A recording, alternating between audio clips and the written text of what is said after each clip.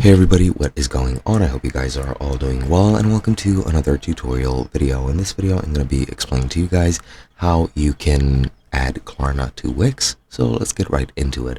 As you can see, currently I'm in my dashboard and I'm going to be starting from this page.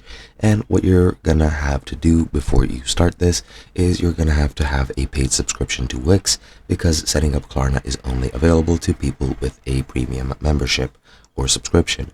If you don't have it, go subscribe and then continue watching the video.